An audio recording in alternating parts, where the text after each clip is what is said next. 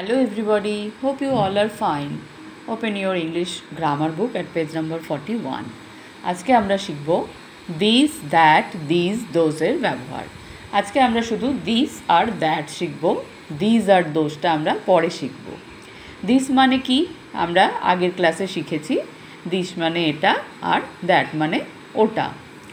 তো use of this and that, this আর that অর্থাৎ এটা আর ওটার ব্যবহার। কোথায় আমরা বলবো এটা, কোথায় আমরা বলবো ওটা। যখন কোনো কিছু আমাদের কাছে থাকে তখন আমরা সেটা এটা বলে হাত দিয়ে দেখাই, তাই তো? আর যখন দূরে থাকে তখন আমরা ওটা বলি। তাহলে কাছে থাকলে আমরা কি বলবো? দিস, আর দূরে থাকলে বলবো দ্যাট। চলো এখানে ছবিগুলোই কি দেওয়া আছে আমরা দেখি আর পড়ে দেখি। নাম্বার এ কি আছে? Look at the pictures and read the sentences. অর্থাৎ ছবিগুলোর দিকে দেখো আর বাক্যগুলো পড়ো। নাম্বার ওয়ানে কি আছে দেখো, this is a bat, that is a ball. দেখো ব্যাটটা ওর হাতেই আছে তাই বলছে দিস ইজ আ ব্যাট, এটা একটা ব্যাট। আর বলটা দূরে আছে তাই বলছে দ্যাট ইজ আ বল, ওটা একটা বল।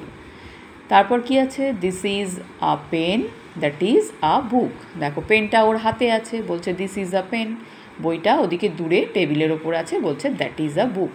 তাহলে কাছে থাকলে আমরা কি বলছি? দিস, দূরে থাকলে বলছি that. This is a lock, that is আ কি। দেখো হাতে একটা তালা নিয়েছে বলছে দিস ইজ আ লক, আর চাবিটা টেবিলের ওপর রাখা আছে বলছে দ্যাট ইজ আ কি। এরপর হচ্ছে কি? This is a bicycle, that is a car. This is a bicycle, ও সাইকেল চালাবে, ওর কাছে সাইকেলটা আছে, তাহলে এটা হচ্ছে এটা সাইকেল আর ওটা মোটর গাড়ি। তাহলে দিস ইজ আ বাইসাইকেল আর দ্যাট ইজ আ কার, ওটা মোটর গাড়ি, মোটর গাড়িটা দূরে আছে। তাহলে আমরা প্রত্যেকটাই দেখছি যে এটা বা দিস আমরা কাছে থাকলে বলছি, আর ওটা বা দ্যাট আমরা দূরে থাকলে ব্যবহার করছি।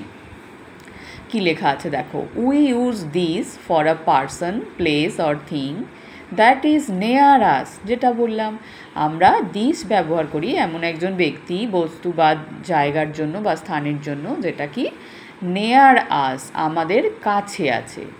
We use that for a person, place or thing that is far from আস। আমরা দ্যাট বা ওটা শব্দটা ব্যবহার করি কোনো একজন ব্যক্তি, একটা জিনিস বা একটা স্থান সম্পর্কে যখন সেটা ফার ফ্রম আস, আমাদের থেকে দূরে থাকে। নেয়ার মানে কাছে, ফার মানে দূরে।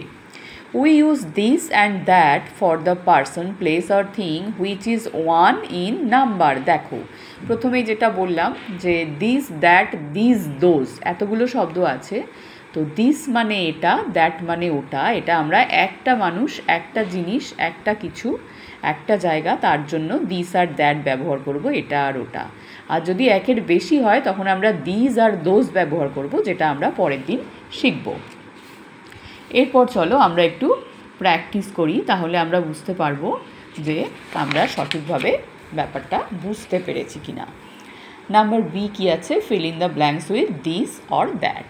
এখানে ছবি দেখে আমাদের দিস বা দ্যাট বসিয়ে এইখানে এই শূন্যস্থানগুলো পূরণ করতে হবে। দেখো প্রথমে কি আছে? ড্যাশ ইজ আ বয়। দেখো ছেলেটা কিন্তু কাছে আছে, তাই তো? তাহলে কি হবে? দিস ইজ আ বয়। আর এই মেয়েটা দূরে আছে, তাহলে হবে দ্যাট ইজ আ গার্ল।